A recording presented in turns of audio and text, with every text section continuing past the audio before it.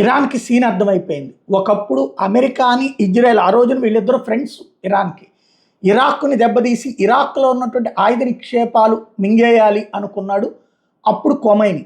వాస్తవంగా అప్పుడు కొమైనీకి సద్దాం హుస్సేన్కి గొడవ అనమాట. ఏ ఒక వరలో రెండు కత్తులు ఇమడం అన్నట్టు సద్దాం హుస్సేన్ని లేపేస్తే ఇరాక్ ఇరాన్ రెండు తన హస్తగతం చేసుకోవచ్చు అనుకుని శత్రువుకి శత్రుమిత్రులాగా అమెరికాని రెచ్చగొట్టి అమెరికా ద్వారా ఇరాక్ మీద దాడి చేయించి ఇరాన్ అక్కడ పూర్తిగా తను గ్రౌండ్ స్ట్రైక్స్ చేసింది. అయితే యుద్ధం ముగిశాక ఇరాక్ పాలన స్థానికులే చెయ్యాలి అంటూ అమెరికా ఆ దేశ పెత్తనాన్ని తన మనుషుల చేత చేయించుకుంది. అట్లాగే అక్కడ ఇరాన్ కోరుకున్నటువంటి ఆయిల్ నిల్వలు ఇరాన్కి అందనీయకుండా అమెరికా సంపాదించుకుంటుంది. ఆ రోజు నుంచి అమెరికాకి బోల్డ్ అంత డబ్బు. ఇరాన్ యొక్క శత్రుత్వం అమెరికాకి ఉపయోగపడింది. ఇప్పుడు ఇరాన్ దగ్గర బోల్డ్ అంత ఆయిల్ నిల్వ ఉంది.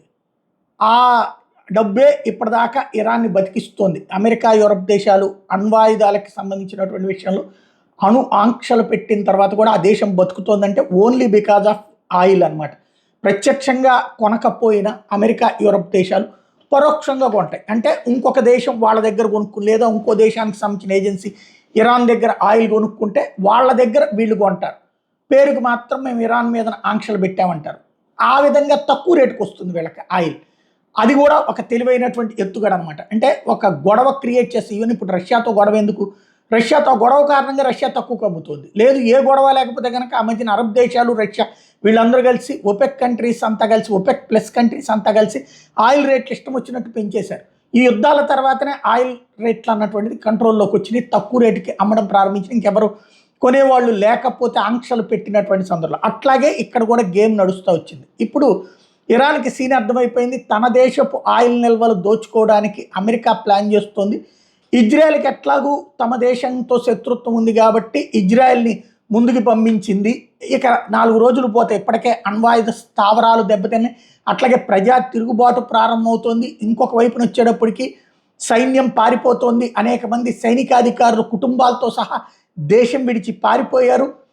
ఎట్ ద సేమ్ టైం కీలకమైనటువంటి వ్యూహకర్తలు చచ్చిపోయారు, అణుశాస్త్రవేత్తలు చచ్చిపోయారు. మళ్ళీ ఈ పరిస్థితి అంతా సెటరేట్ చేసుకోవాలంటే 20-30 ఏళ్ళు పడుతుంది. అసలు అప్పటిదాకా బతకనిస్తుందా, ఈలోపే తమని అటాక్ చేస్తుంది ఇజ్రాయెల్, సర్వనాశనం చేస్తూ. ఇంకోటి ట్రంప్ ఓ పక్కన టెహ్రాన్ని వదిలిపోమని ప్రజలకు పిలుపునిస్తున్నాడంటే పెనుబీభత్సం జరగబోతోంది అన్నది అర్థమైంది. దీంతో ఇప్పుడు ఇరాన్ మేము కాల్పులు ఆపుతాము, ఈ విషయాన్ని మీరు అమెరికాతో చెప్పి ఒప్పించండి అని ఖతారు, సౌదీ అరేబియా, ఒమన్లని కోరుతోంది.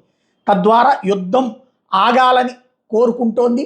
యుద్ధం మా జోలికి వస్తే తాటతిస్తామని ఇంతకాలం హెచ్చరించినటువంటి ఇరాన్ ఇప్పుడు మా జోలికి వచ్చారు సరే వదిలేసేయండి ఇక్కడతో అని మొదట, అట్లాగే అర్జెంటుగా ఈ వ్యవహారాన్ని ఇక్కడతో ముగిద్దామని మరొక వైపు. ఇప్పుడు వాళ్ళు ఎట్లాగూ ముగించట్లేదు, మీరన్నా వాళ్ళతో చెప్పి ఆపండి. ఏ దేశాలనైతే ఇది నాశనం చేయాలనుకుందో, ఒకప్పుడు ఇదే సౌదీ అరేబియా, ఇదే ఖతార్, ఇదే ఒమన్, దుబాయ్ ఇట్లాంటి దేశాలు నాశనం చేయడానికి తన దగ్గర ఉన్నటువంటి తీవ్రవాదుల్ని, ఏదైతే హౌతీలు, హెజ్బుల్లాలు ఇట్లాంటి వాళ్ళని పెట్టి నాటకాలు ఆడేది. ఇప్పుడు అదే దేశం వాళ్ళని బతిలాడుతోంది, మతాన్ని అడ్డం పెట్టి ఏదైతే ఇక్కడ తమని రక్షించమని చెప్పి పరోక్షంగా కోరుతుంది. ఏం జరుగుతుందో చూడాలి.